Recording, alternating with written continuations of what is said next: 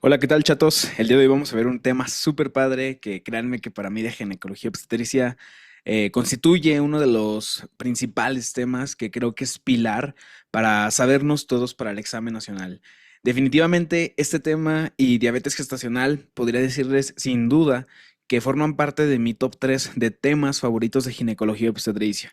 Entonces, vamos a ver este tema, está muy padre, es un tema que a lo mejor puede parecer muy complejo. Voy a tratar de explicar muy bien la fisiopatología para que puedan entender el tema de la mejor manera posible y entendamos por qué damos ciertos tratamientos que van a estar implícitos en el desenlace de la paciente e incluso ciertas complicaciones que pueden llegar a haber si no damos adecuadamente estos tratamientos de manera adecuada. Entonces, vamos a empezar a ver lo que es este tema. Y quiero que de primero, de inicio, se enfoquen que no toda hipertensión en el embarazo va a ser sinónimo de preeclampsia, porque creo que todos caemos en el sesgo de que nos hablan de que, una paciente embarazada, ok, es preeclampsia, ¿no? Pero no, hay que clasificar, hay que categorizar a esas pacientes porque no todo lo que sea aumento de presión y embarazo va a definirse como preeclampsia. Entonces vamos a verlo. Vamos a ver qué es la hipertensión crónica como tal y qué diferencia tiene con la hipertensión gestacional, que son dos cosas diferentes que hay que dejar muy puntuales y hay que recordarlas siempre.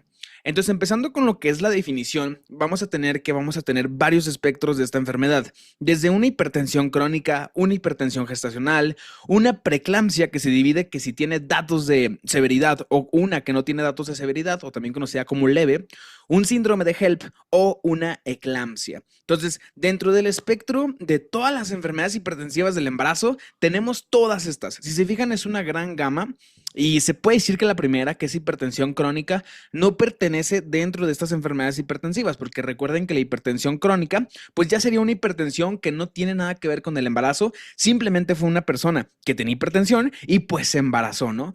Entonces vamos a ver la diferencia a partir de qué semana consideramos que es una hipertensión gestacional y a partir de qué semana consideramos que es una hipertensión crónica. Entonces, el punto de corte que quiero que recuerden para toda su vida son las 20 semanas de gestación.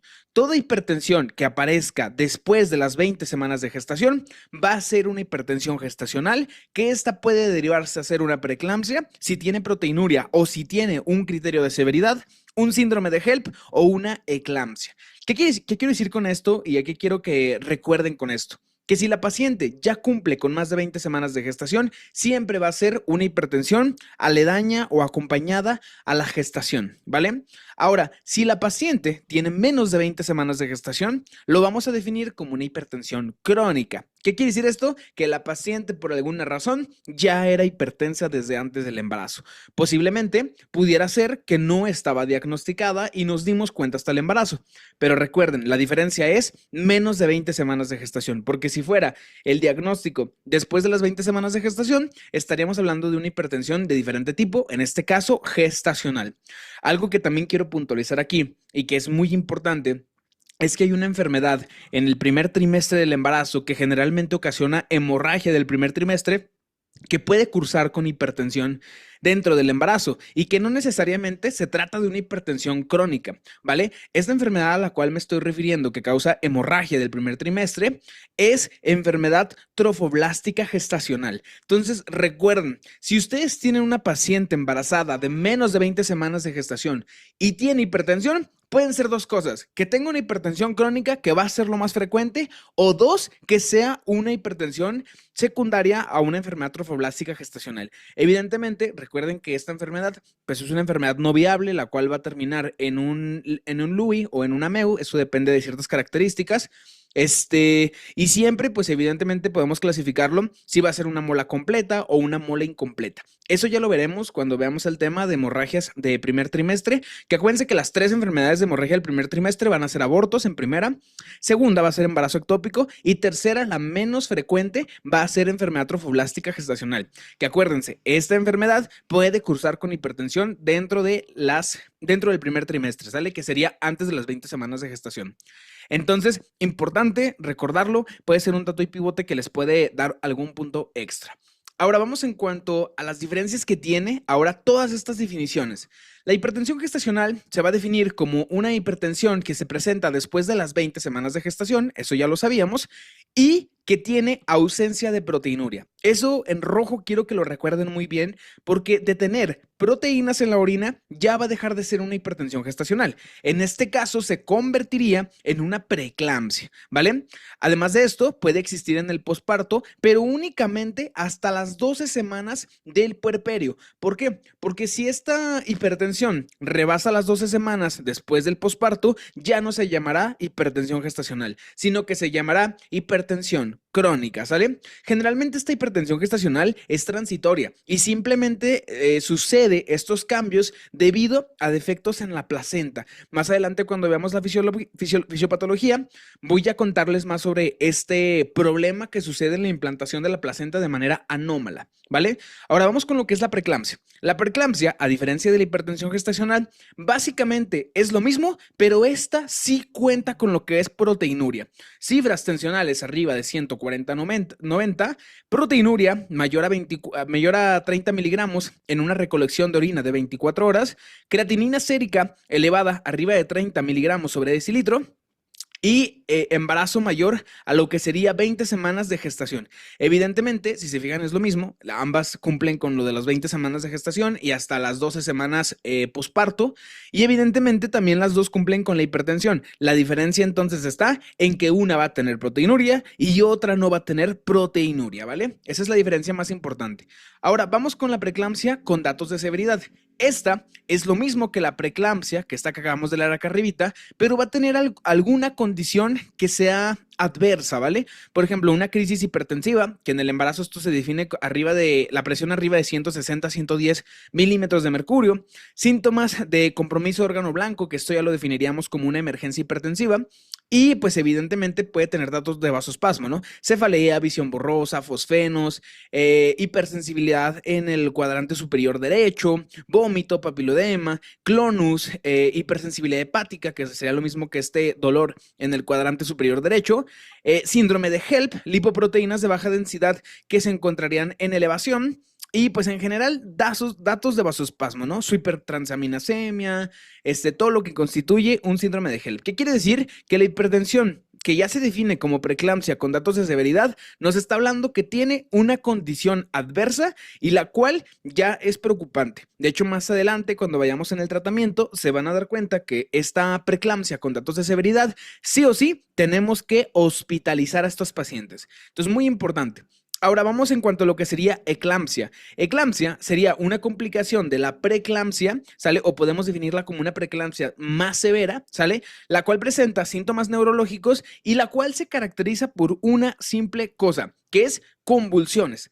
Quiero dejar muy claro esto desde el principio para que nunca se les olvide. Esto era algo que me decía mi profesor un profesor de ginecología del internado, que nos decía, toda mujer embarazada que convulsione es eclampsia hasta demostrar lo contrario. Y tiene muchísima razón, porque realmente el diferencial, hablando epidemiológicamente de lo más común, pues entraría en primera causa lo que es eclampsia, ¿no? Además de esto, puede haber hiperreflexia, puede haber cefalea, datos de vasospasmo, evidentemente también puede existir, incluso edema pulmonar, incluso se puede llegar a infartar a esa paciente. Entonces, no olvidarlo, porque la eclampsia ya constituye algo muy severo y sí o sí su tratamiento va a ser desembarazo inmediato, ¿vale?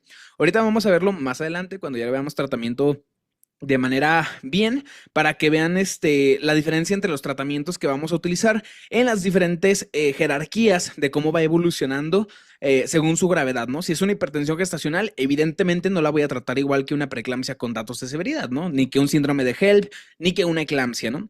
Ahora, hipertensión crónica, básicamente es la que nos han enseñado en toda la carrera, ¿no? Presencia de presión arterial arriba de 140-90 antes del embarazo, o que se diagnostica antes de las 20 semanas de gestación o después de lo que es la sexta semana posparto. Ahí hay un poquito de confusión, porque en unas partes de la GPC dice sexta semana, en otras dice hasta las 12 semanas posparto. Entonces nada más acuérdense que es después de la sexta a la décima, hasta la 12 semana posparto, ¿sale? Si ya pasa después de esta 12 semanas posparto, pues evidentemente ya estamos hablando de una hipertensión crónica, ¿verdad? Si es que sigue presentando estas cifras tensionales altas después de esa semana. Entonces, pues muy importante, recuerden que es antes de las 20 semanas de gestación y básicamente es una hipertensión crónica como ya la conocemos, con los famosos criterios de la AJA y todo esto, ¿no? La hipertensión crónica más una preeclampsia sobreagregada o sobreañadida es otra definición que también tienen que aprenderse, ¿vale? La hipertensión gestacional no puede tener preeclampsia sobreañadida porque básicamente estamos hablando de una misma patología dentro de la gestación, pero una hipertensión crónica sí se puede complicar con una preeclampsia, ¿vale? ¿Por qué? Porque esa paciente que ya es hipertensa de manera crónica puede tener preeclampsia cuando ¿qué? Cuando presente proteinuria o en su defecto cuando presente alguna condición adversa, ¿no? Una crisis hipertensiva, clonus, síndrome de HELP, trombocitopenia, elevación de enzimas hepáticas. Entonces, todo depende de esto, ¿sale? Entonces, puntos a recordar muy importantes. Después de las 20 semanas de gestación, hablamos de hipertensión gestacional y sus derivados. Antes de las 20 semanas, hablamos de hipertensión crónica, ¿sale? Y ya vimos las diferencias que tienen estos a manera sencilla. Más adelante les va a ir quedando más claro. Ahora vamos a la epidemiología y aquí hay algo muy importante y que de inicio quiero que sepan. Y es que condiciona esta enfermedad la principal patología que complica los embarazos. ¿Qué quiere decir esto? Que 1 de cada 10 embarazadas van a llegar a la toco porque ya están casi llegando a término o están entre las 30 a 32 semanas y vienen hipertensas. Entonces hay que tener mucho cuidado porque referente al control prenatal que hay que tener en todo el embarazo, las visitas que hay que tener con el médico, pues hay que siempre estar midiendo la presión arterial para que evidentemente no pase desapercibido una paciente que esté desarrollando preeclampsia, ¿no? Preguntar siempre síntomas de vasoespasmo. Oiga, señora, de repente no le duele la cabeza, de repente no ve como lucecitas, no se le hinchan los pies porque también puede haber edema de miembros periféricos. Y todas estas preguntas clásicas que les hacemos a nuestras pacientes, ¿no?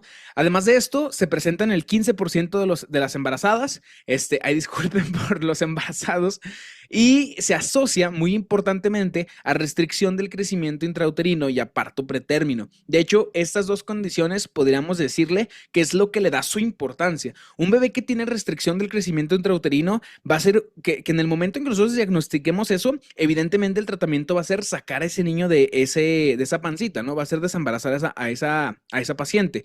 Y evidentemente, pues muchos niños van a terminar en un parto pretérmino, ¿vale? Va a haber muchos niños prematuros que evidentemente van a tener alguna condición, la cual vamos a tener que finalizar el embarazo, ya sea por una emergencia, y pues vamos a tener un niño prematuro. Entonces, pues muy importante, se asocia mucho. Les dejo aquí abajito en la descripción el video de parto pretérmino, un video muy bonito que por ahí hicimos el día de ayer o antier, no recuerdo muy bien. Vayan a darle una vuelta para que entiendan a lo que estamos hablando de esto ahorita, ¿vale? Entonces, pues bueno, vámonos a lo siguiente que son los factores de riesgo. Y aquí quiero que se aprendan 3 en nivel de importancia, ¿vale? Evidentemente hay muchísimos que se han asociado al desarrollo de enfermedades hipertensivas en el embarazo, pero fíjense que viendo la GPC y el riesgo relativo, hay 3 que me llamaron la atención y que siento que son muy relevantes, ¿vale? Ahora, el primero sería las enfermedades autoinmunes ya de base que tenga esa paciente. Un lupus eritematoso sistémico, un síndrome de anticuerpos antifosfolipídicos. Fíjense cómo el riesgo relativo que tienen estas pacientes es el más alto comparado a todos los factores de riesgo. Entonces, estamos hablando de que casi sí o sí, estas pacientes van a tener muchísimo más riesgo de desarrollar un trastorno hipertensivo del embarazo. Cosa muy puntual que quiero remarcar aquí, el síndrome de anticuerpos antifosfolipídicos también se asocia a lo que son abortos espontáneos, ¿vale? Esas pacientes que les digan, no, pues he tenido varios abortos, siempre hay que buscar que no tenga un síndrome de anticuerpos antifosfolipídicos porque es casi característico de este síndrome. No es la única causa, hay más, por ejemplo, una incompetencia istmocervical también puede causar antecedentes de abortos, ¿vale? Repetitivos. El segundo factor de riesgo que quiero que recuerden es el antecedente de preeclampsia en un embarazo previo. Generalmente cuando es menor de 34 semanas, que eso fisiopatológicamente lo podemos catalogar como una preeclampsia de tipo temprana, la cual les va peor a que si fuera tardía, que eso es después de las 34 semanas. Pero simplemente con que la paciente nos diga que tuvo antecedente de preeclampsia en su anterior embarazo, ya hay que poner un foco rojo en esa paciente porque puede ser que en este siguiente también lo vaya a desarrollar, ¿vale? Tercer factor de riesgo que quiero que recuerden, diabetes pregestacional. ¿Cuál es la diabetes pregestacional? la diabetes mellitus tipo 2, ¿sale? E incluso la tipo 1 podríamos meterla también aquí. Acuérdense que todo lo que sea pregestacional, estamos hablando de enfermedades crónicas, ¿sale? Si fuera gestacional, nos estaríamos refiriendo a como tal la diabetes que sucede en el embarazo, ¿no? Que ya próximamente vamos a tener una clase de eso. Entonces, esos tres son los que confieren más peso. En general hay más. Por ejemplo, la nuliparidad, nunca haber tenido hijos es un factor de riesgo. Embarazos arriba de los 40 años, e incluso la edad del padre puede intervenir. Por ejemplo, si el padre va a ser papá por primera vez, también se considera como un factor de riesgo. Historia familiar de preeclampsia, evidentemente si nuestros familiares tuvieron esta enfermedad, pues nosotros también tenemos más riesgo, ¿no? Embarazos múltiples, periodos intergenésicos muy largos, después de 10 años ya se considera un factor de riesgo. Pacientes obesas con un IMC arriba de 30 kilogramos, pues ya se considera también un factor de riesgo. Existencia de enfermedades como diabetes, nefropatías, hipertensión, que va un poco ligado a lo que hablábamos en estos factores de riesgo. Historia familiar de enfermedad cardiovascular, evidentemente una paciente que es hipertensa de manera crónica, pues va a tener muchísimo más riesgo de desarrollar esto, ¿no? Entonces, estos son los principales factores de riesgo. No los vayan a olvidar, no lo echen a saco roto, porque créanme que al menos puede ser que venga alguno de estos. Y si nos llegaran a preguntar cuál es el factor de riesgo que tiene más peso para el desarrollo de enfermedad hipertensiva del embarazo, vamos a poner en nuestro examen nacional enfermedades autoinmunes, incluidas aquí el lupus y lo que sería síndrome de anticuerpos antifosfolipídicos. Entonces, no olvidarlo, muy importante, ¿vale? Aquí les pongo la imagen clásica de la paciente con lupus, con su eritema en forma de mariposa, para que no se les vaya a olvidar. Ahora, vamos a ver qué es lo que vamos a hacer si encontramos que nuestra paciente en nuestro control prenatal tiene factores de riesgo. Nosotros vamos a determinar, a ver, la paciente tiene lupus, la paciente tiene antecedente de preeclampsia, tiene antecedente de que la mamá, la hermana tuvo preeclampsia, es mayor a 40 años, es obesa. Vamos a ver todos los factores de riesgo. Sí tiene factores de riesgo. ¿Qué vamos a hacer? Vamos a mandar a hacer un índice de lo que sería el índice de pulsatilidad. Básicamente lo que es este índice nos va a ayudar a predecir lo que es preeclampsia. Se hace sobre las arterias umbilicales y lo tenemos que realizar en la semana 11 a la 13.6 de gestación. Básicamente nos va a ayudar a predecir si la paciente tiene riesgo de desarrollar preeclampsia, y de ser positivo vamos a dar lo que es aspirina en esa paciente, ¿vale? La dosis que vamos a utilizar va de 80 a 150 miligramos cada 24 horas, preferible darlo por lo que será la noche, y muy importante este rango, darlo entre la 12 y la 36 semana de gestación. ¿Por qué? Fíjense que la GPC nos hace énfasis en varios estudios que nos dice: cuando se ha iniciado desde las 16 semanas de gestación, se ha asociado a desprendimiento de placenta normoinserta. E incluso cuando se ha iniciado antes de la semana 12 de gestación, se ha asociado a defectos congénitos de la pared abdominal. Ya saben, gastrosquisis y lo que sería onfalocele. Después de la semana 36, también es importante suspenderla. ¿Por qué? Porque esta se ha asociado a coagulación o defectos en la coagulación fetal. Entonces, pues muy importante, hay ciertos parámetros que sí nos marca la guía de práctica clínica, es muy estricta en este contexto, iniciarla de la semana 12 a la semana 36, porque si se dan cuenta, pues ambos hay estudios que se asocian a riesgos, ya sea se inicia de manera temprana, de manera tardía, e incluso de cuándo finalizarla, ¿vale? Además de esto, en regiones donde haya escasez de calcio en los alimentos, donde la dieta, a través de ese calcio, la suplementación sea menor de 600 miligramos día, vamos a poder dar suplementación con calcio. Y la cantidad que vamos a dar va a ser 1 gramo día, ¿vale? Entonces, tanto el calcio como lo que es la aspirina puede ayudar a reducir lo que es ese riesgo de preeclampsia en pacientes que tengan positividad en este índice, ¿vale? ¿Cuánto es lo que reduce? Pues bueno, fíjense que como tal se ha visto un porcentaje muy alto, sobre todo en la restricción del crecimiento intrauterino. Que acuérdense que la restricción del crecimiento intrauterino es una de las pautas más importantes, porque si nosotros detectamos esto, es inmediato desembarazo para esa paciente, ¿vale? Entonces, pues muy importante no olvidar este índice que nos lo marca muchísimo tanto la guía de práctica clínica de enfermedades hipertensivas como también la guía de atención a cuidados prenatales, ¿vale? Que básicamente es esta guía que nos habla del control prenatal, ahora muy actualizada. Entonces, vámonos a la fisiopatología, que sería el grueso de esta presentación. Si ustedes entienden estas diapositivas, tanto esta como esta de acá, créanme que están del otro lado, porque básicamente si entendemos la fisiopatología, vamos a poder entender todo lo que es una enfermedad. Entonces, vamos a iniciar. En primera, quiero que sepan que esta enfermedad también se conoce como la toxemia del embarazo. Y esto sucede porque hay varios efectos que suceden a través de varios marcadores inflamatorios que se van a elevar y algunos que van a disminuir, que finalmente lo que van a producir es una disfunción endotelial. Entonces, de manera normal, nosotros tenemos que la arteria uterina, que son estas dos arterias que pasan a las paredes de ambos bordes del útero, van a ir penetrando lo que son esas capas de lo que es el útero, tanto el perimetrio, el miometrio, hasta llegar a lo que sería el endometrio. Finalmente, el endometrio van a tener unas arterias que se van a conocer como arterias espirales, que estas arterias espirales de forma normal irrigan solo lo que es el endometrio y la decidua. Eventualmente, si se implanta lo que es pues sí, lo que sería un cigoto ahí, que en ese caso, cuando ya llegue y se implanta, es un sincito trofoblasto, va a tener ciertas modificaciones esa arteria espiral para poder conectar con las vellosidades coriónicas que posteriormente van a ser la placenta. Entonces, lo que sucede de manera inicial es que hay una implantación anómala de la placenta hacia lo que sería este endometrio con un defecto en la remodelación de estas arterias espirales. Y lo que va a condicionar esto es que va a haber un estrés del sincitio trofoblasto. De manera normal, lo que tendría que pasar es que estas invaginaciones de lo que es el sincitio trofoblasto y estas vellosidades coriónicas tuvieran que invadir de manera correcta lo que es este endometrio a través de la decidua. Y fíjense cómo que cuando lo invade bien, la arteria espiral sufre modificaciones en la cual cambia su calibre, incluso su hemodinamia se hace muchísimo mejor para poder transfundir sangre desde la circulación materna hacia la circulación fetal. Ahora, ¿qué es lo que sucede en lo que es la preeclampsia? En la preeclampsia lo que sucede es que hay poca invasión del sincitio trofoblasto y estas vellosidades coriónicas, lo que lleva a que la arteria espiral tenga un aumento de resistencia y tenga liberación de marcadores inflamatorios. Si se fijan de este lado, pues hay células natural killer y básicamente de aquí se están desprendiendo muchísimos marcadores inflamatorios que más adelante vamos a ver que van a ayudar a producir toda la fisiopatología de lo que es la preeclampsia.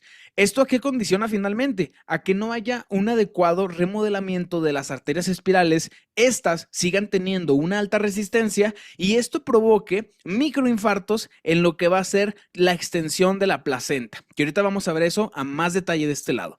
Entonces, a final de cuentas, en ausencia de esa remodelación de las arterias espirales, vamos a tener una placenta que va a ser incompetente para poder darle el suministro sanguíneo adecuado a lo que sería nuestro producto. Entonces vamos a tener un niño que va a tener hipoperfusión. Esto va a llevar a una hipoxia crónica y eventualmente con el paso del tiempo se va a elevar el factor inducido por la hipoxia. Este factor inducido por la hipoxia va a incrementar dos factores, que sería el ENG y el FIT1, que básicamente estos van a ser factores que van a bloquear los factores angiogénicos normales. En otras palabras, van a ser factores antiangiogénicos, ¿no? Como lo vemos aquí. Entonces, básicamente, ¿qué van a bloquear? El factor vascular endotelial.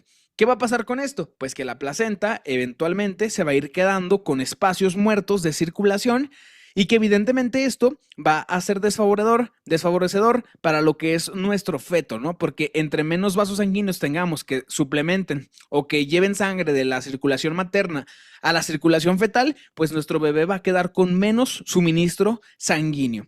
Además de esto, va a existir una disminución del óxido nítrico, que aquí llama mucho esto la atención. La disminución del óxido nítrico va a generar a nivel sistémico una vasoconstricción.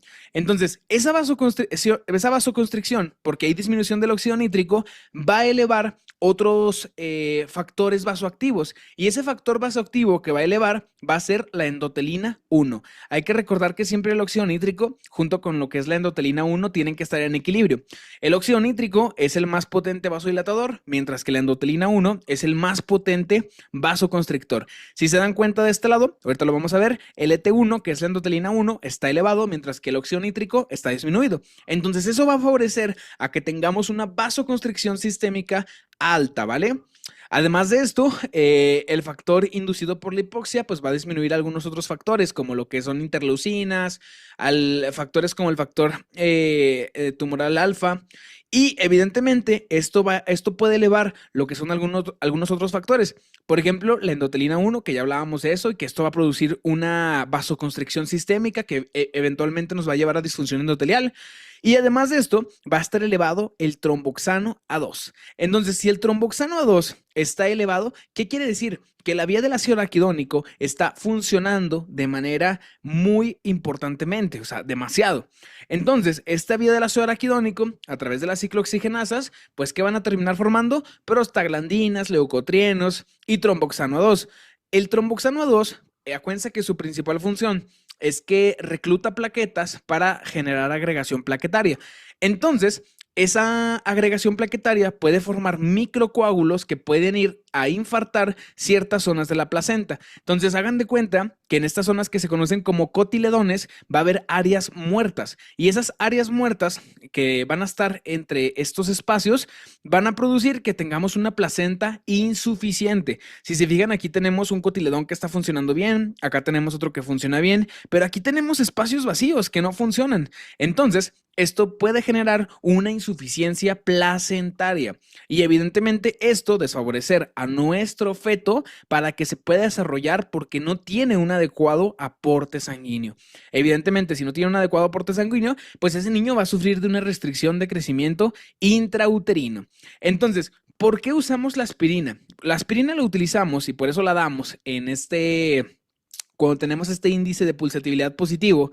¿Por qué? ¿Por qué razón? Pues bueno, porque la aspirina tiene efectos pleiotrópicos en la fisiopatología de la preeclampsia. Si se fijan lo que sucedía en esta tablita de acá que les decía, es que el tromboxano 2 aumenta demasiado, pues básicamente lo que queremos evitar es el bloqueo del tromboxano 2, porque si nosotros bloqueamos el tromboxano 2, va a haber una menor agregación plaquetaria y por ende, si no hay una buena agregación plaquetaria, va a haber menos zonas que queden insuficientes para poder dar aporte sanguíneo hacia lo que sería nuestra circulación fetal. Y por ende, la lógica de usar aspirina es tener una placenta que tenga mayor espacio con cotiledones funcionales que le puedan dar a nuestro feto un adecuado aporte sanguíneo, ¿vale? Esa es la función principal. Entonces, muy importante, esta tablita yo creo que es muy relevante. Si se fijan, de aquí deriva todo, ¿no? Hay una disfunción endotelial, que acuérdense que la disfunción endotelial, a final de cuentas, es el pilar de muchas enfermedades, incluso de la hipertensión misma, y que a final de cuentas, ¿qué va a producir? Alteraciones en el sistema circulatorio, en el sistema renal, que esto también a su vez, y ahorita lo voy a mencionar porque es uno de los temas más bonitos, también va a aumentar el sistema renina-angiotensina-aldosterona. Ahorita lo vamos a ver.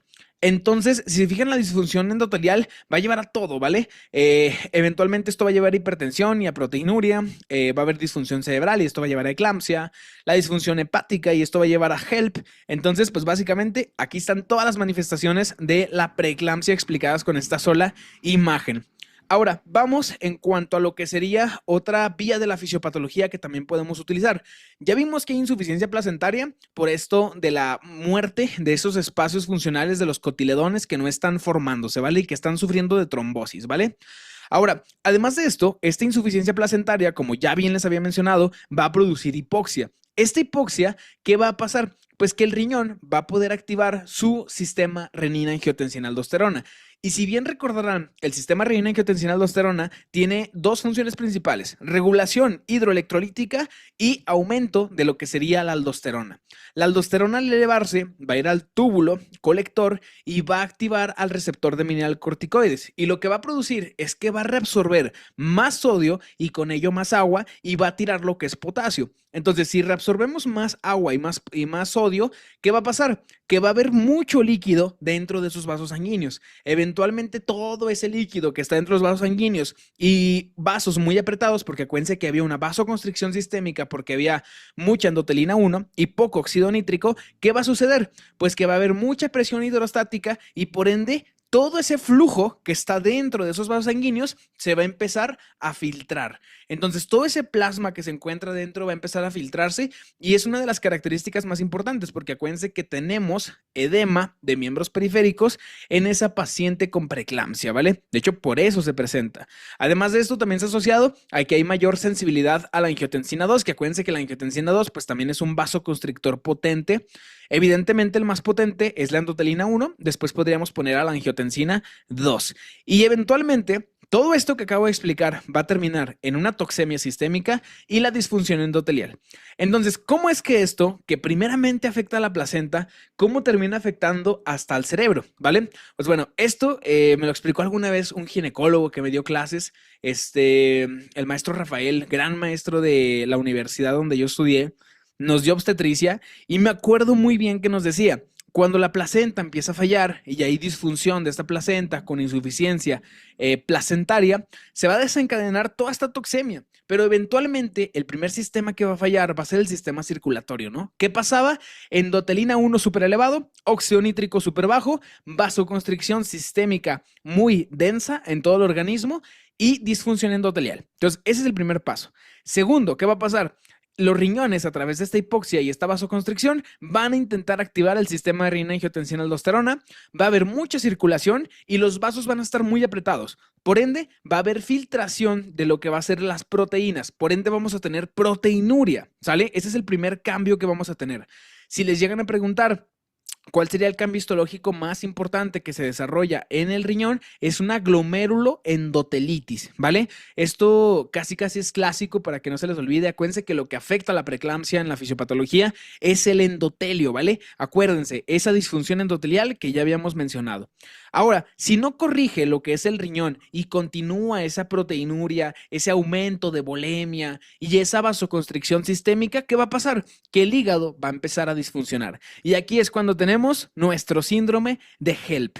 Ahora, si se dan cuenta, si el riñón disfunciona, eventualmente si este no jala, se va a descomponer lo que es el hígado, que será el siguiente nivel. Pues bueno, esto es lo mismo que sucede en un síndrome hepatorrenal, ¿vale? Literalmente la misma fisiopatología podríamos ponerla dentro de lo mismo, porque si se dan cuenta, pues básicamente es muy similar. Ya sabemos que síndrome hepatorrenal, pues tenemos tres, ¿no? El tipo 1, el tipo 2, el tipo 3, que sería el mixto. No nos vamos a meter en eso, pero pues también tenemos un síndrome hepatorrenal. Ahora, eventualmente, si falla lo que es el hígado, pues, y esto continúa, esta presión tan intensa, tan elevada, este aumento de volumen circulatorio, esta hiperfiltración hacia tercer espacio y eventualmente esta elevación de enzimas hepáticas con trombocitopenia que va a existir, pues evidentemente el último sistema que va a fallar va a ser el sistema nervioso central. Y esto nos va a producir eclampsia, ¿vale? Entonces recuerden lo primero, hipertensión gestacional. De manera sencilla y de manera explicada, está fallando la placenta nada más. Ok, evoluciona y no tenemos mejoría. Va a evolucionar a una preeclampsia. Entonces en la preeclampsia ya vamos a tener proteinuria. Ahora, no funcionan lo que son los riñones y sigue sin mejorar. Vamos a presentar ahora una preeclampsia con datos de severidad, un síndrome de HELP. Ahora, no corrige, no le damos el adecuado tratamiento, no tiene buena guía a esa paciente. ¿Qué va a pasar? Síndrome de HELP.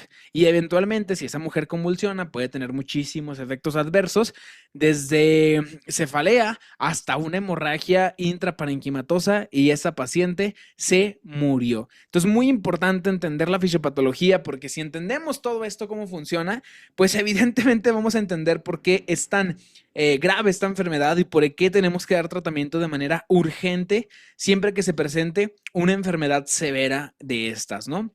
Entonces vamos ahora a los criterios de severidad, que estos los vamos a describir en dos, en clínicos y laboratoriales. De manera clínica vamos a tener cefalea, fosfenos, acúfenos, disnea, incluso puede existir edema pulmonar agudo, dolor torácico, epirgastralgia, dolor en hipocondrio derecho, que esto sería lo mismo que hipersensibilidad hepática, crisis hipertensiva, que acuérdense que la crisis hipertensiva, hablando estrictamente de crisis en el embarazo, estamos hablando que esta se define arriba de 160, la sistólica, y arriba de 110 la diastólica, ¿vale? Perdón, la sistólica más de 160, diastólica más de 110.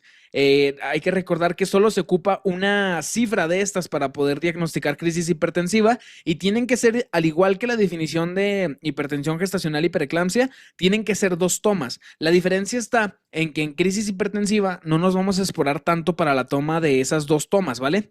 En crisis hipertensiva, y tengamos duda, vamos a tomar 2 veces la presión, pero con una diferencia de 15 minutos minutos nada más, ¿sale? Si tenemos una hipertensión de tipo gestacional, la diferencia entre las dos tomas de presión para diagnosticar que es más arriba de 140-90 es de 4 horas, ¿sale? Y no hay que esperarnos más, con simples 4 horas que esperemos con esa diferencia de tiempo y salgan positivas las dos, pues ya estamos hablando de lo que es una hipertensión gestacional. En caso de una crisis hipertensiva, la diferencia solamente son 15 minutos. Glasgow menor a 13, EBC y ceguera cortical. Esos serían los factores o los criterios de severidad clínicos, ¿vale? Laboratoriales vamos a tener hipertransaminasemia, AST o ALT arriba de 70, creatinina arriba de 1.1, evidentemente porque nos habla de falla renal aguda, DHL arriba de 600 porque nos está hablando de hemólisis. Si se fijan, también puede presentar la paciente esquistocitos en lo que es el frotis sanguíneo, que acuérdense que los esquistocitos son estas células que están con su membrana rota porque esos eritrocitos se están rompiendo. Trombocitopenia, que esto lo vamos a marcar como menos de 100,000 plaquetas. Ya sé que trombocitopenia per se es menos de 150, pero aquí la GPC sí lo marca como menos de 100 o un INR arriba de 2. Acuérdense que si tenemos un INR arriba de 2, nos va a hacer referencia a que tenemos una disfunción hepática aguda o también conocida como insuficiencia hepática aguda, ¿sale? Acuérdense que el INR es de los mejores parámetros para diagnosticar insuficiencia hepática aguda.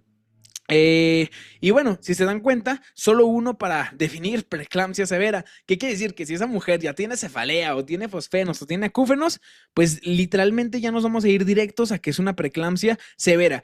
Y ojo, y esto es muy importante, ante toda preeclampsia severa, el tratamiento inicial siempre va a ser hospitalizar. Yo no puedo dejar ir a una paciente que tiene preeclampsia severa a su casa por nada del mundo porque esa paciente se puede complicar en cualquier momento y evidentemente va a ocupar desembarazo. Cosa muy importante que quiero remarcar ahorita y ahorita que acabamos de ver la fisiopatología y la traen fresca por ahí, quiero que recuerden que el defecto inicial estaba en la placenta, ¿no? Que había una mala implantación placentaria. Entonces, ¿cuál va a ser el tratamiento definitivo de la preeclampsia y en general los estados hipertensivos del embarazo? El desembarazo va a ser el tratamiento fundamental. Si yo quito esa placenta, pues evidentemente voy a quitar lo que es el problema, ¿no? Entonces, muy importante recordar eso, nada más a tenerlo en cuenta. Y fíjense, la guía de práctica clínica, pues básicamente nos lo pone así, ¿no? Condiciones adversas, trombocitopenia, creatinina arriba de 1.1, elevación de enzimas hepáticas, edema pulmonar agudo, complicaciones severas, que bueno, hay algunos libros o algunos autores de ahí que hacen cursos o que dan clases que ponen esto muy remarcado como complicación severa y condición adversa. A final de cuentas es lo mismo. Si tenemos uno de estos o uno de estos, sale que sería lo mismo que estos que yo les pongo acá, ya es una preeclampsia severa, ¿vale? Y fíjense, es lo mismo. Déficit neurológico reversible de menor a 48 horas, Glasgow menor a 13, ceguera cortical, eclampsia, encefalopatía hipertensiva. Muy importante, esto no lo mencioné, hipertensión severa no controlada, que acuérdense que estés usando 3 agentes antihipertensivos de diferente mecanismo de acción y que aún así no se controla. Acuérdense que eso es diferente a hipertensión maligna. La hipertensión maligna a la hipertensión refractaria, que esta sería la hipertensión refractaria. En hipertensión crónica, bueno, aquí solamente le faltaría que uno de esos tiene que ser un diurético. En la hipertensión maligna, acuérdense que es esta que desarrolla retinopatía hipertensiva de manera grave, ¿vale? Asociada a esa hipertensión crónica. Edema agudo pulmonar, conteo de plaquetas debajo de 50,000, desprendimiento prematuro de placenta, normoinserta, también contaría como uno de ellos, incluso el hematoma hepático, ¿no? Entonces, pues muy importante, cualquiera de estos que se presente, ya estamos hablando de una preeclampsia de tipo severa y como ya les comentaba, se tiene que hospitalizar. A manera práctica, yo no les quise poner todos estos de inicio porque es más fácil recordar cuando son los más importantes o los más destacables y los que posiblemente sean más que nos vayan a preguntar, ¿vale? Entonces recuérdenlo, no lo vayan a olvidar, ¿vale? Ahora vamos en cuanto a lo que sería el diagnóstico. Para esto, pues ya saben que tenemos que tener una presión arterial arriba de 140-90 en 2 tomas con un periodo de diferencia de 4 horas. Esto únicamente sería para las enfermedades hipertensivas en las cuales no estamos hablando del contexto de crisis hipertensiva. Porque acuérdense que en crisis hipertensiva es arriba de 160, 110 milímetros de mercurio en 2 tomas, pero la diferencia de entre estas 2 tomas tiene que ser en 15 minutos, o sea, súper rápido, ¿vale? Ahora, fíjense, tenemos esta presión, tenemos más de 20 semanas, evidentemente, ¿vale? Porque si es menos de 20 semanas, ya sabemos que es una hipertensión crónica. Tenemos más de 20 semanas de gestación, ya contamos con hipertensión, evidentemente, vamos a ver si tenemos documentación de proteinuria. No hay proteinuria, que es entonces una hipertensión gestacional. Si hay proteinuria, que es entonces una preeclampsia. Ahora, hay un criterio de severidad, acuérdense, con solo uno de estos, yo ya digo que es una preeclampsia severa, ¿sale? La preeclampsia sin criterios, la podemos denominar así, o la podemos denominar también como preeclampsia leve, ¿vale? En términos generales, preeclampsia por sí sola y preeclampsia severa cuando tenga un criterio de severidad o un efecto adverso, ¿vale? Entonces, no olvidarlo, recordarlo, porque es muy importante. Ahora, vamos en cuanto a la documentación de proteinuria, porque hay ciertos métodos que podemos utilizar para saber si la paciente está haciendo esta proteinuria o no, ¿vale? El estándar de oro siempre va a ser la recolección de orina en 24 horas, el cual el punto de corte para decir que yo tengo proteinuria en esa orina de 24 horas es arriba de 300 miligramos, ¿vale? Ahora, lo podemos hacer en un tiempo más corto y evidentemente el límite va a ser menor. Si hacemos una recolección de orina de 12 horas, simplemente con que tenga arriba de 150 miligramos, que si se fijan es la mitad, también sería positivo para proteinuria, ¿vale? Evidentemente, el que tiene mayor peso y tiene mejor o está más estandarizado es la recolección de orina de 24 horas con más de 300 miligramos, ¿vale? Otra manera que podemos utilizar en caso de que no contemos con estos laboratoriales de acá arriba, podemos utilizar una lipstick o una tira reactiva, la cual va a ser positiva con 2 crucitas. Muy importante porque en la guía de práctica clínica previa, si ustedes leen la del 2017, todavía marca que es con una crucita, ¿vale? Actualmente ya la nueva guía de control prenatal sí nos marca que ya se ocupan 2 crucitas para hacer diagnóstico de proteinuria, ¿vale? ¿A cuánto corresponde 2 crucitas? Corresponde entre 100 a 300 miligramos sobre decilitro. Evidentemente, yo sé que la tira reactiva no es muy sensible y que puede tener muchos sesgos porque es muy subjetiva. Entonces, simplemente con que nosotros veamos que el colorcito pues da para dos crucitas, pues hay que denominar a esa paciente ya como una preeclampsia, ¿vale? No como una simple hipertensión gestacional, porque lo más probable es que sí esté haciendo proteinuria. Otro cociente que podemos utilizar para documentar proteinuria es el cociente proteínas creatinina, que en este caso tiene que ser mayor a 0.3. Este también cambió de la guía pasada. La guía pasada nos marcaba que tenía que ser arriba de 0.27. Ahora ya nos dice que tiene que ser arriba de 0.3, ¿vale? Además de esto, de hacer todo este procedimiento, tenemos que pedirle ciertos laboratoriales a la paciente, una biometría hemática, una química sanguínea, un registro cardiotocográfico, evidentemente para vigilar que ese paciente no esté teniendo una restricción del crecimiento intrauterino, ultrasonido y perfil de funcionamiento hepático. ¿Por qué? Porque vamos a buscar diferentes parámetros, ¿no? Por ejemplo, en la biometría hemática, pues vamos a buscar que la paciente no esté teniendo su hemólisis, evidentemente, pues que no tenga su anemia y que no esté haciendo pues todo esto que documentábamos en un principio, ¿no? En el funcionamiento renal lo vamos a ver en la química sanguínea porque aquí vamos a poder ver la creatinina y acuérdense que la creatinina pues básicamente nos va a hablar si está elevada arriba de 1.1 pues de falla renal aguda, ¿no? Confirmar o descartar proteinuria, evidentemente esto lo vamos a hacer en una recolección de orina de 24 horas. La hipertransaminasemia, las bilirrubinas, la deshidrogenasa láctica la vamos a poder ver en nuestra prueba de funcionamiento hepático. Las pruebas de coagulación, este sería el único estudio que no entraría aquí porque como tal no lo marca la GPC, pero acuérdense que también hay que pedir pues nuestros tiempos para ver cómo está el TP, cómo está el TTP, cómo está el INR y pues evidentemente el fibrinógeno, ¿no? Además de esto, pues pedir pruebas de condición fetal sin estrés, que esto sería el registro cardiotocográfico y el ultrasonido obstétrico pues para evaluar el feto, evaluar el líquido amniótico y esto pues muy importante, ¿vale? No olvidarlo. ¿Ha visto asociación entre la insuficiencia placentaria y el desarrollo de oligohidramnios? Entonces puede ser que estas pacientes tengan disminución en su líquido amniótico al momento de la revisión, ¿vale? Entonces muy importante porque hay que recordar que el oligohidramnios pues también puede considerarse como una indicación de desembarazo, ¿vale? Entonces vamos en cuanto al tratamiento, que esta es una de las partes más jugosas y padres de lo que es este tema, porque va a diferenciarse mucho según si tenemos una crisis hipertensiva o según si tenemos eclampsia o si tenemos síndrome de HELP, que eso ya sería algo muy severo, ¿no? Entonces, ¿cuándo vamos a iniciar tratamiento? Vamos a iniciar tratamiento dependiendo de la paciente. Si la paciente tiene comórbidos o no tiene comórbidos. Vámonos primero con la paciente que no tiene comorbilidades.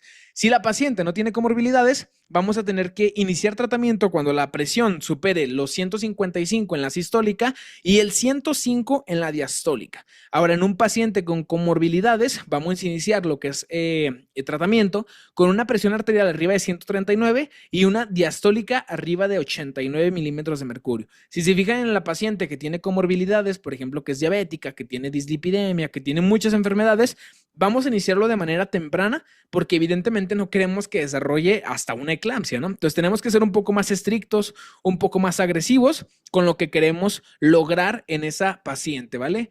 De hecho, las metas que nos da la guía de práctica clínica para mantener la presión en una paciente con comórbidos, a diferencia de una paciente sin comórbidos, es muy diferente. En una paciente sin comórbidos, la meta sería mantener esa presión sistólica entre 155 y 130 y la diastólica entre 105 y 80 milímetros de mercurio. Mientras que en una paciente comórbida, las cifras van a ser mucho más estrictas. Va a ser mantenerla, la sistólica, entre 139 a 130 milímetros de mercurio y una diastólica entre 89 a 80 milímetros de mercurio. Entonces, si se fijan en una paciente que es, pues que básicamente tiene estas enfermedades crónicas, que tiene comorbilidades, pues evidentemente tenemos que ser muchísimo más estrictos, que casi siempre esto va a ser lo que vamos a utilizar en México, ¿vale? Entonces, ¿qué se puede decir entonces de esto? Que en la gran mayoría de pacientes que diagnostiquemos hipertensión gestacional de inicio o preeclampsia, vamos a iniciar tratamiento, ¿vale? No nos vamos a esperar, evidentemente. Por guía de práctica clínica, pues sí hay que revisar que tenga estos parámetros, pero en la vida real, pues no nos vamos a esperar, ¿no? ¿Cuál va a ser la primera línea? La primera línea de tratamiento va a ser la alfa-metil-dopa. La alfa-metil-dopa es este medicamento que están viendo por acá. Su mecanismo de acción es un agonista alfa 2 de acción central, también considerado un profármaco. Acuérdense que los profármacos tienen que metabolizarse para adquirir su mecanismo de acción y poder hacer su efecto.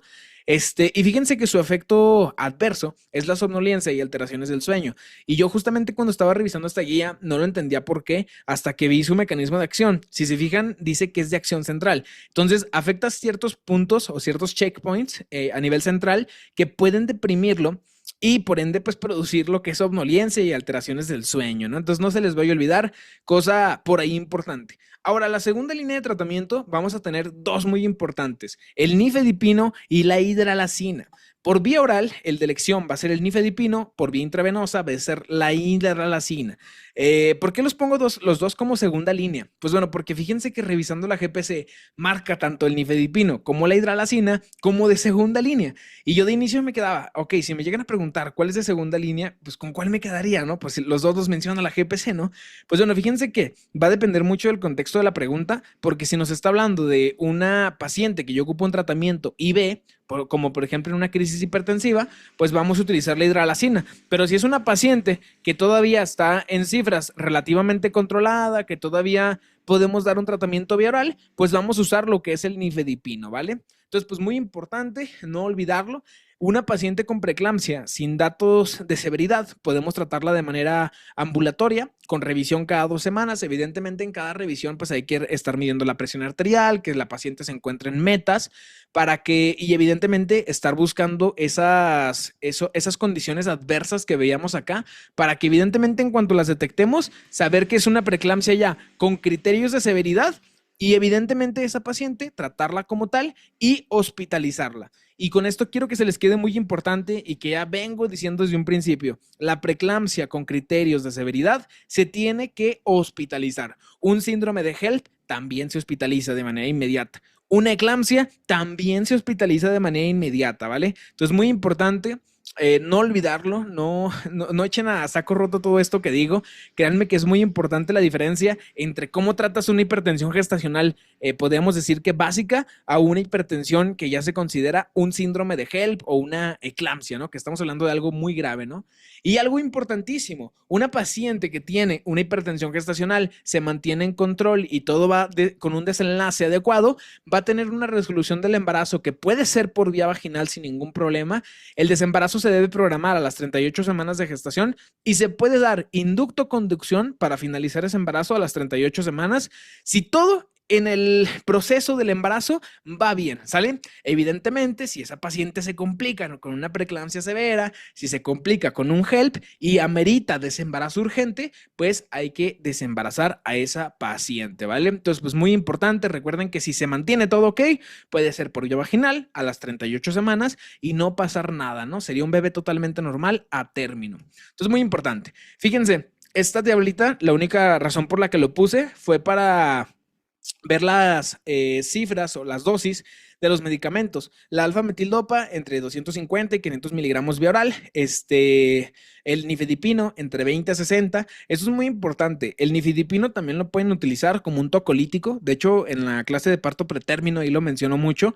Y fíjense que la dosis es lo que cambia, ¿sale? En el servicio, en el sector salud tenemos de 10 miligramos y de 30 miligramos, ¿vale? Entonces, muy atentos con eso. El nifedipino tanto va a bajar la presión, pero también le va a pegar a ese útero para que no desencadene trabajo de parto, ¿vale? Y otro medicamento que mencioné, la hidralacina. También se puede usar el metoprolol y se puede usar el abetalol. Y fíjense que el abetalol para crisis hipertensivas nos lo ponen también como de primera línea. ¿Cuál es el problema? Que el abetalol no hay en el sector salud. Entonces, de los que nos pueden preguntar, la verdad es que el abetalol lo veo difícil que lo pregunten porque no lo tenemos al alcance, ¿vale? Cosa importante que quiero remarcar aquí, fíjense cómo todos estos medicamentos están en la categoría C de la FDA. Ya después revisarán qué es esto de la categoría, que si es categoría A, que si es categoría B, C, D o categoría X, ¿no? Que son todos los que están súper contraindicados para la paciente embarazada.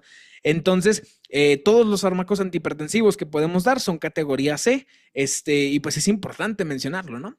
Ahora, hay ciertos medicamentos que por nada del mundo tenemos que dar a una paciente embarazada. Incluso si teníamos una paciente embarazada que era anteriormente hipertensa crónica, pues hay que reajustar su tratamiento, ¿vale? Si tomaba IECA, si tomaba ARA2, cualquier bloqueador del sistema renin-angiotensina-aldosterona, tenemos que quitárselo y tenemos que darle alfa-metildopa, que acuérdense que es el primer medicamento que usamos. Entonces, los IECA y los ARA2 se han asociado a agenesia renal, los diuréticos tiacidas hacen nefrotoxicidad renal, el prazosin se ha asociado a óbito. Fíjense que aquí con óbito yo siempre me acuerdo del personaje de esta serie animada de Naruto.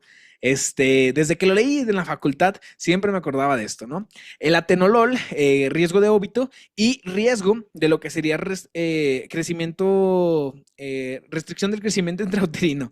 Entonces, pues muy importante no olvidarlo, ¿vale? El esquema de medicamentos que vamos a usar para crisis hipertensiva, ahorita lo vamos a ver porque quiero que abordemos ese tema primero para después pasarnos a la tablita, ¿vale?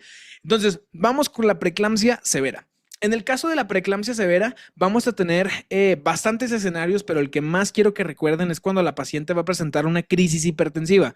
Incluso puede llegar con los datos de vasoespasmo, ¿no? De que, doctor, es que fíjese que llevaba con cefalea 3 horas, o fíjese que de repente dejé de ver y tengo ceguera, que eso sería algo muy grave. O fíjese que traigo acúfenos, que siente esta sensación en el oído que escucha zumbiditos, o traigo fosfenos, ¿no? Que ando viendo mosquitas en el aire, ¿no? Entonces, muy importante preguntar todo eso. De hecho, pues cuando seguramente si son internos o ya pasaron por eso, se dieron cuenta que cuando hacíamos la historia clínica inicial para hacer nuestros ingresos, pues preguntábamos siempre todo eso, ¿no? Evidentemente por estas razones. Entonces, tenemos una preeclampsia severa, vamos a determinar las semanas de gestación. ¿Estamos arriba de 34 semanas de gestación? Ok, podemos desembarazar a esa paciente. Otro caso sería, tenemos menos de 34 semanas de gestación, vamos a dar maduradores pulmonares. Esto ya lo hemos visto en varias clases. Acuérdense que los maduradores pulmonares que usamos son dexametasona y betametasona, más betametasona, ¿vale? Y vamos a utilizar lo que es el esquema Suspant para neuroprotección. El sulfato de magnesio es el medicamento que utilizamos de segunda línea. Vamos a usar la fenitoína, ahorita vamos a verlo. Y básicamente el esquema Suspant, que es el que damos para neuroprotección, siempre va a estar indicado que tengamos una paciente con preeclampsia severa. ¿Por qué? Porque lo que queremos prevenir es que esa paciente desarrolle eclampsia. Acuérdense que la preeclampsia es el paso antes de que la paciente desarrolle eclampsia.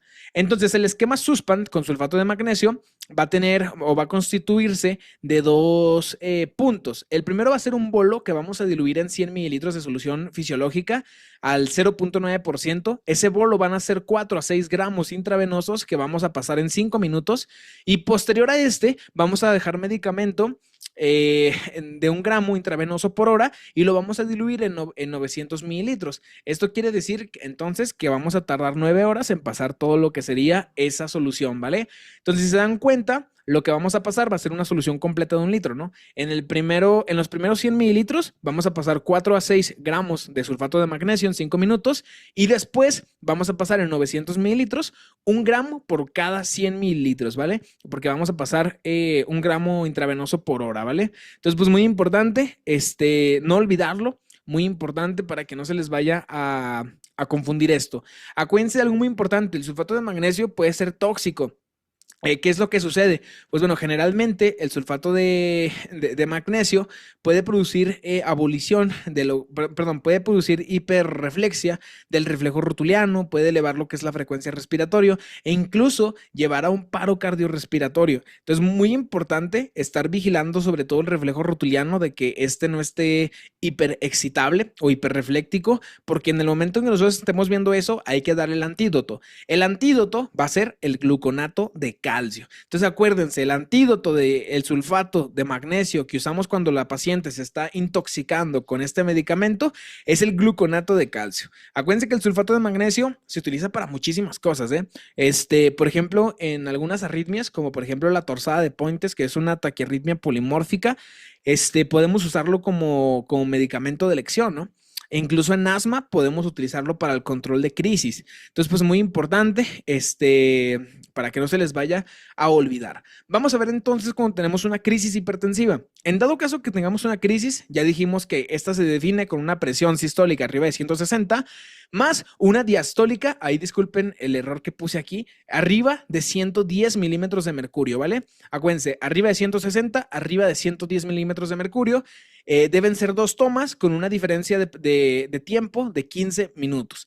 Y con esto vamos a definir si tenemos una urgencia o si tenemos una emergencia. ¿De qué va a depender? Que la emergencia tiene daño a órgano blanco. Por ende, vamos a estar hablando de una encefalopatía hipertensiva, de un síndrome de HELP o, en su defecto y lo más grave, una eclampsia, ¿vale? La urgencia, ¿qué sería? Que no tenemos ninguna de estas tres porque no hay sintomatología a órgano blanco. Entonces, ¿qué es lo que tenemos que hacer en este caso? Lo que tenemos que hacer más importante, pues, es bajar o controlar lo que es esta presión arterial con una pauta súper importante: no bajar la presión arterial media más del 15% en la primera hora. Cosa muy importante.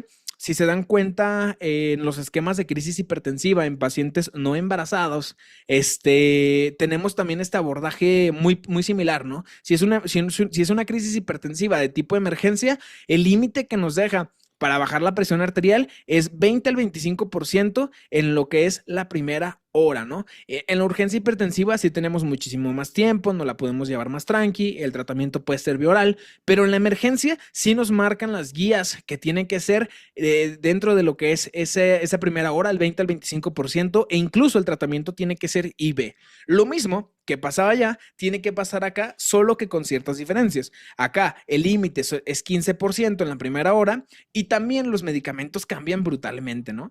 Fíjense, de primera línea vamos a tener 2. Si es intravenoso, la hidroleacina va a ser nuestro medicamento. Si es vía oral, el medicamento de elección va a ser el nifedipino. Ya les dije, el abetalol también podemos usarlo, pero recuerden que no lo tenemos en sector salud. Entonces, la hidralacina vamos a utilizar de 5 a 10 miligramos en bolos. La dosis máxima es de 30 miligramos. El nifedipino lo usamos de 10 miligramos vía oral cada 10 a 15 minutos. Y evidentemente, ¿qué vamos a ir haciendo? Vamos a ir registrando después de cada dosis, viendo la respuesta de la presión arterial hasta que lleguemos a ese límite de 15%. Y así lo vamos a ir bajando poco a poco, para que la paciente no tenga síntomas neurológicos. Recuerden que si nosotros bajamos muy rápido la presión arterial media después de una crisis hipertensiva, podemos producir un EBC isquémico, ¿vale? Entonces, muy importante. Esto no solamente pasa en la paciente con crisis hipertensiva en preeclampsia, también puede pasar en el paciente común que tiene una crisis hipertensiva, ¿vale? Por eso sus lineamientos tan importantes.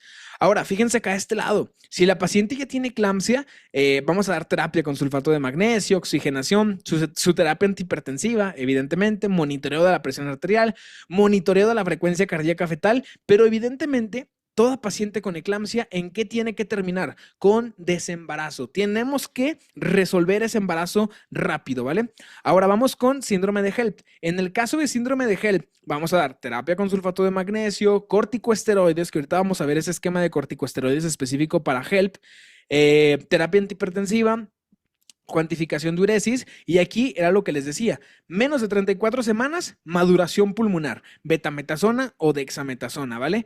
Ahora, más de 34 semanas, desembarazo, ¿vale? Desembarazo rápido.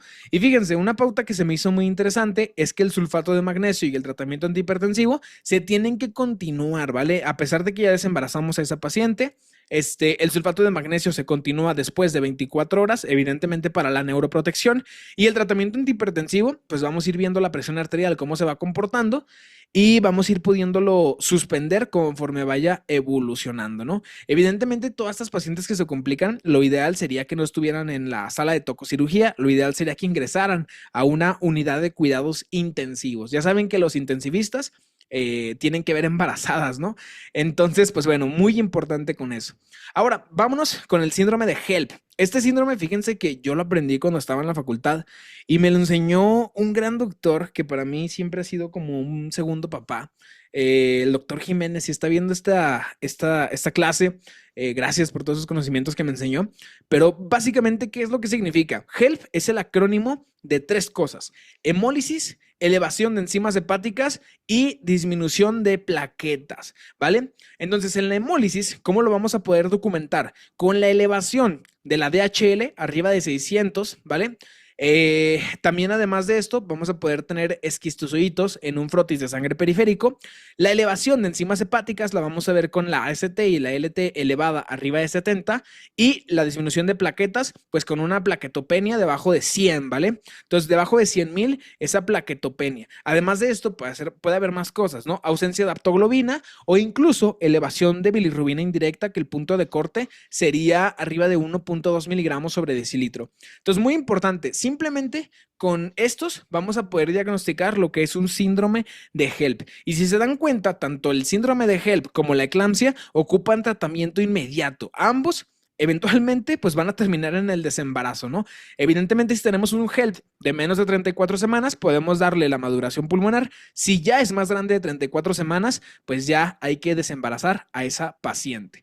Ahora, tenemos clasificaciones importantes para lo que es el síndrome de HELP. Tenemos la clasificación de Tennessee y tenemos la clasificación de Mississippi. Aquí la más importante y la que me gustaría que a lo mejor recordaran más es la de Mississippi, porque el mismo tratamiento vamos a utilizar el protocolo Mississippi. Fíjense, entre más clase tenga es mejor. O sea, la clase 3 es la que le va más chido, la clase 1 es la que está peor. La clase 3 tiene más de 100,000 plaquetas, la clase 2 tiene entre 50 y 100,000 plaquetas, y la clase 1, que sería la peor, tiene menos de 50,000 plaquetas. Entonces, punto a recordar nada más el número de plaquetas, ¿vale? Si viene por ahí una pregunta en el ENAR y pide que categoricemos según la clasificación de Mississippi, recuerden que nada más la diferencia es si tiene más de 100 plaquetas, si tiene menos de 50 plaquetas o si está intermedio, ¿no? Que sería el 2, ¿no? Acuérdense que la clase 3 es la que le va mejor, la clase 1 sería la peor, ¿vale? Ahora vamos al tratamiento del síndrome de HELP, que ya vimos una parte de pero lo que quiero que se enfoquen es en este cuadrito de aquí que corresponde al protocolo Mississippi. En el protocolo Mississippi nos habla de cómo vamos a usar el sulfato de magnesio, que básicamente sería igualito a como lo vimos acá en el esquema Suspant, que son 4 a 6 gramos de inicio en ese bolo que se pone en 5 minutos y que se pone diluido en 100 mililitros de solución salina al 0.9%, y después de 1 a 2 gramos en 1 hora cada uno para 24 horas, ¿vale? Entonces, muy importante, si se fijan, es muy similar, es muy parecido. El segundo punto del protocolo Mississippi sería dar terapia con corticosteroides, que aquí no es lo mismo que los maduradores pulmonares. Fíjense que yo antes me confundía con esto porque pensé que era lo mismo y no, fíjense que cuando existe un síndrome de HELP, vamos a utilizar terapia con corticosteroides pero a base de dexametasona, usando lo que son de inicio 10 miligramos cada 12 horas. Eventualmente, después de esas 12 horas, vamos a utilizar 5 miligramos y 5 miligramos hasta completar todo este esquema completo, ¿vale? Entonces, muy importante, ¿cuándo lo vamos a suspender? Cuando tengamos recuentos plaquetarios de más de 100,000, ¿vale? Entonces, esto sería lo ideal y para lo que lo damos, para que las plaquetas puedan aumentar de nuevo y pues evidentemente ese paciente ya no tenga esa plaquetopenia. Además de esto, pues el control de la presión arterial. El objetivo va a ser que tengamos entre 140 a 155 y la diastólica de 80 a 100 milímetros de mercurio. Esto sería dentro de lo que sería síndrome de HELP, ¿vale? Eso es el protocolo Mississippi, para que lo conozcan, lo marca la GPC. De hecho, eso que están viendo ahí, pues es un recuadrito de la guía de práctica clínica. Ahora, vamos en cuanto a lo que sería la eclampsia, ¿vale? En la eclampsia vamos a tener que la vamos a poder diagnosticar clínicamente cuando una paciente convulsiona en el embarazo o puerperio.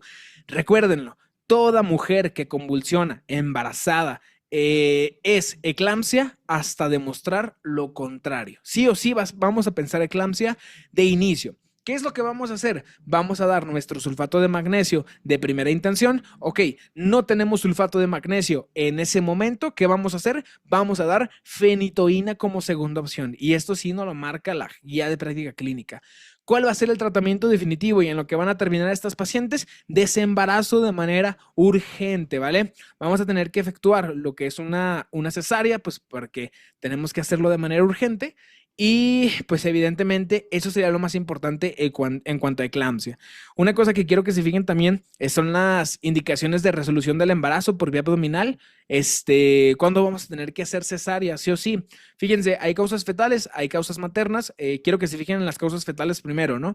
Síndrome de sufrimiento fetal, que también es lo mismo que esto, estado fetal no confiable o no tranquilizante, restricción del crecimiento intrauterino severo, que era lo que mencionábamos, y desprendimiento de placenta normoinserta. Esto es importante, la principal causa de desprendimiento de placenta normoinserta e incluso de hematoma retroplacentario siempre va a ser una presión en la placenta súper elevada. Entonces tenemos preeclampsia, pues tenemos riesgo de que la paciente presente desprendimiento de placenta. Ya lo veremos esto cuando veamos hemorragias de tercer trimestre, que constituye una de las principales causas de hemorragia de tercer trimestre, perdón. Vamos con las causas maternas. En las causas maternas vamos a tener hipertensión severa, o sea, pues crisis hipertensiva, hemólisis, deterioro de la cuenta plaquetaria, deterioro de la función hepática, de la función renal, síntomas neurológicos persistentes, datos premotorios de lo que sería eclampsia. Si se dan cuenta, si la paciente tiene estos datos laboratoriales, que básicamente son los que conforman el HELP y la preeclampsia severa, o misma la eclampsia, pues es indicación de desembarazo, ¿no? A través de lo que sería cirugía, efectuando lo que es una cesárea vía abdominal. Entonces, muy importante no olvidarlo. Creo que está muy explicado en cuanto a las indicaciones, que la gran mayoría van a terminar en desembarazo por vía abdominal. ¿Qué paciente puede terminar por desembarazo vía vaginal? La paciente que tenía todo controlado, ¿vale? Una hipertensión gestacional que no se complica, que básicamente todo en su embarazo fue ok, tuvo buen apego al tratamiento, ok, inductoconducción a las 38 semanas para desembarazo vía vaginal, si todo fue bien en el embarazo, ¿no? Entonces, pues muy importante en cuanto a esto.